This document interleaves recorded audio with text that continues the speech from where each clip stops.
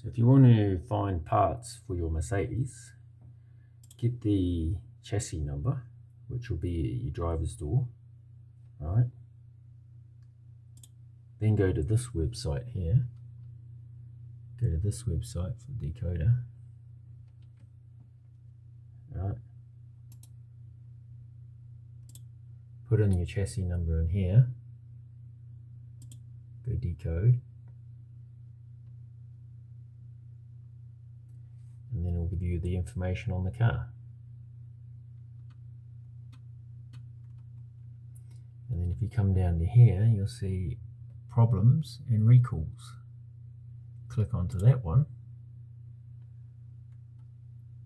Gives you a lot of information on problems that happened and recalls that happened.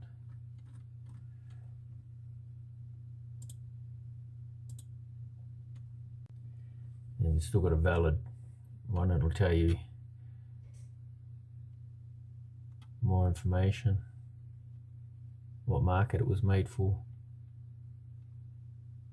what the order specs were on it, engine, transmission. So it shows a whole lot of extra information. The car's still registered.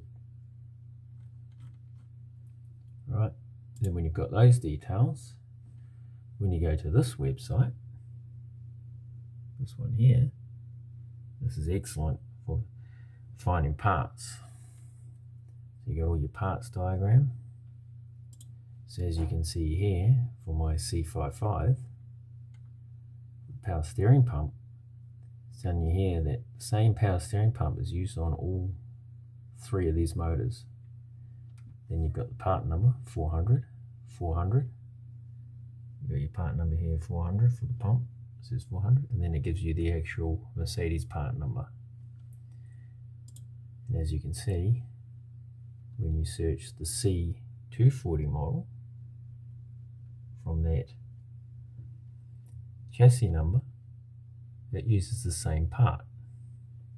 The pump is identical. Now if you go back,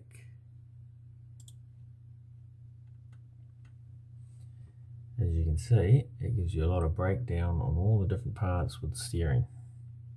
Fluid lines, pump, steering rack, steering wheel. So if you click onto that one there, then it gives you a much more detailed view of the steering rack. Right, click back on to the chassis number, then you've got a whole list, all the parts that you can search. Fuel system, radiator, and then you can cross-reference these parts from different models to see if it'll fit your car. So a lot of parts from the C240 will fit the C55, especially in the motor and parts of the chassis as well.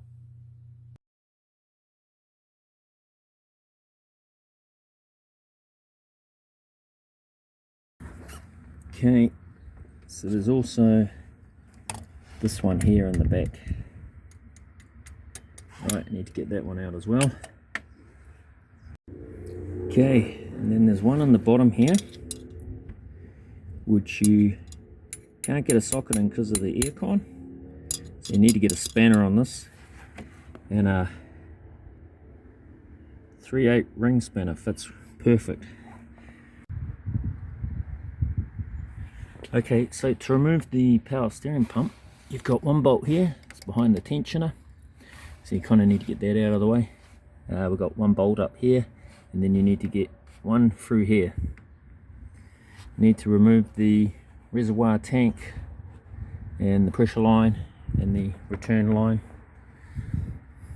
and then that pump should come out.